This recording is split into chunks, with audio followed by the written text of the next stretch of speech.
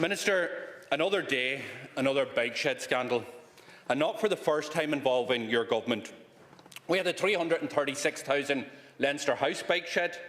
We've had almost 100,000 spent on a bike shed at Hollis Street, and now we have another bike shed, €127,000 for a bike shed at University Hospital Kerry. Another slap in the face to the ordinary people right across this country, workers and families who are already at breaking point. And this comes at the exact time that you're imposing a recruitment embargo across parts of the health service. Healthcare workers are being told that there's no money.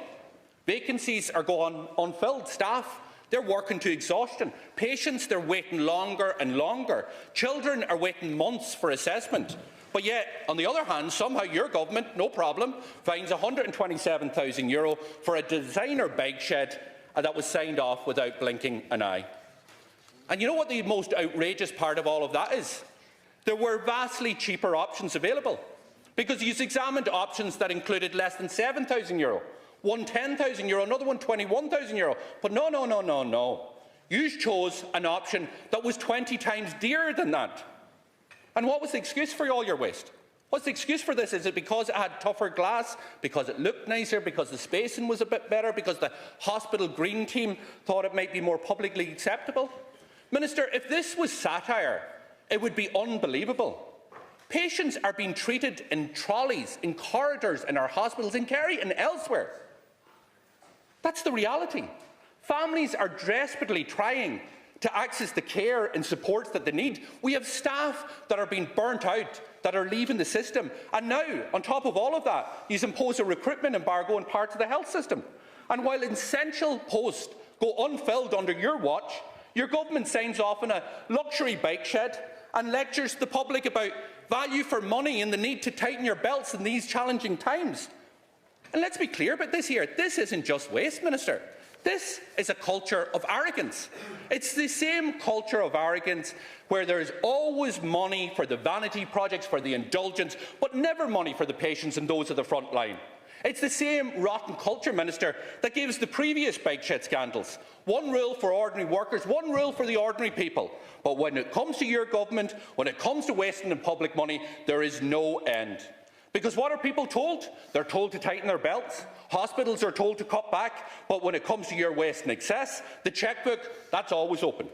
And people watching this, people listening about this story here, they're working hard, Minister. They're paying their mortgage, they're paying their rent, they're trying to pay their bills, whether it's electricity, groceries, whether it's the cost of fuel and energy costs. They're trying to do their best. They don't get to waste €127,000, shrug their shoulders and just move on.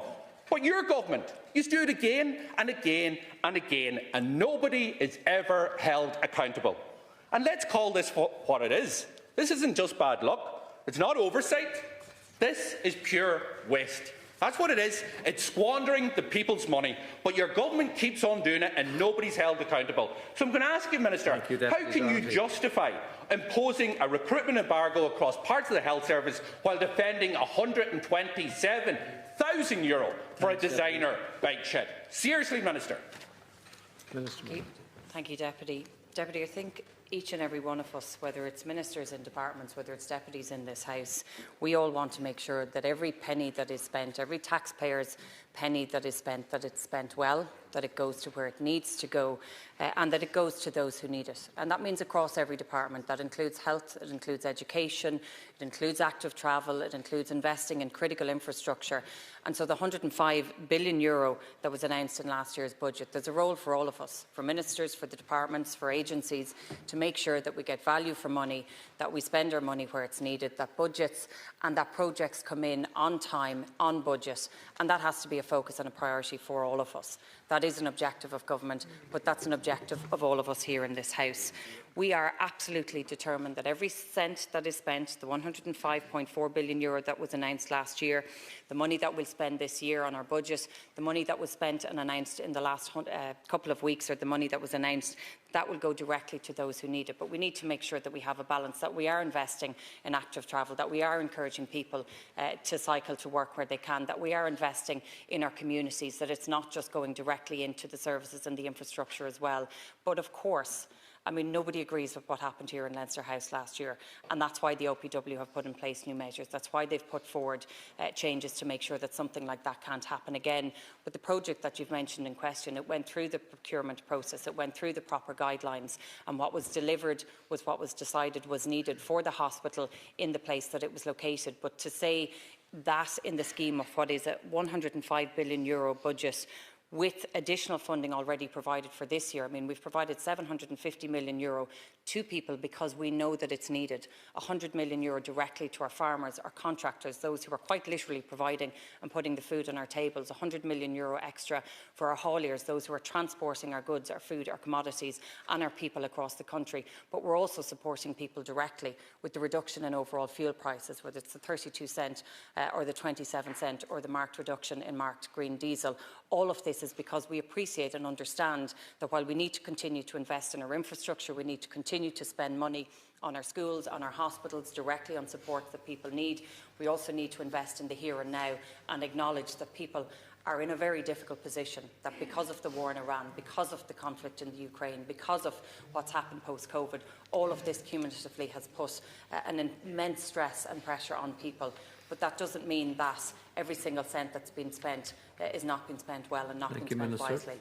And I absolutely... Minister, the public are sick to the teeth in this. And you stand there and you defend €127,000 being spent on a designer bike shed at the same time when your government is imposing a recruitment embargo. Do you not know how tone-deaf that is? Do you not know what the family whose mother is lying on a hospital trolley in a corridor in one of those hospitals feels when they hear that? Or when the care that's sitting at home can't actually care for people because there's a recruitment embargo that doesn't allow the hours for home help to be provided? Do you not understand that people are sick to the teeth of your government, which are serial wasters of public money, spending money over and over again on vanity projects? 336,000 on the Leinster House bike shed, 100,000 on the Hollow Street Hospital bike shed, and now you defend €127,000 on a Kerry bike shed in the hospital. The most expensive option, one that's 20 times dearer. Minister, these are vanity projects. And you've lost the run of yourselves in terms of public spending. You've lost the run of yourselves in terms of value for money. And you're tone deaf when you talk to people that they have to wait for support till next year's budget, that you have to tighten your belt. But yet you sign the cheques for designer bike sheds and you stand there and you defend that at a time when you're telling people that we're imposing a recruitment embargo. Nurses are at breaking point. Frontline staff are at breaking point. This waiting lists are getting longer, and yet you defend the indefensible. Minister, how do you make that? How do you square that circle?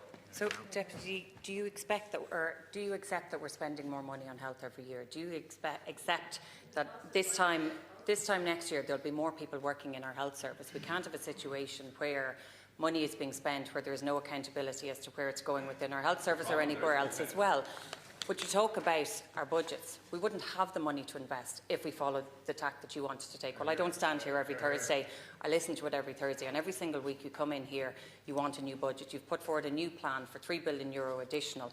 You don't take into account the fact that if we were to spend every penny, that you want to spend, not only would we not have a surplus, we wouldn't actually have the money to spend. You don't want any taxes. You don't want to take in any money. You just want to spend it. You don't take into account that the money that you're proposing we spend would increase costs even more for people by about 5%, €3 billion. I've answered your question very clearly. I've answered you twice now. What about Deputy Doherty, allow the Minister to respond. What we have is an infrastructure plan of €102 billion.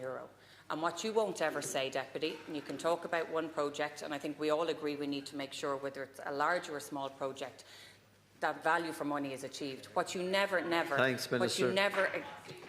accept is that we have €102 billion being spent in our schools, our hospitals, our road networks, our infrastructure, all of which people will benefit from. We wouldn't have a red cent of that if we followed the economic plans that you have proposed.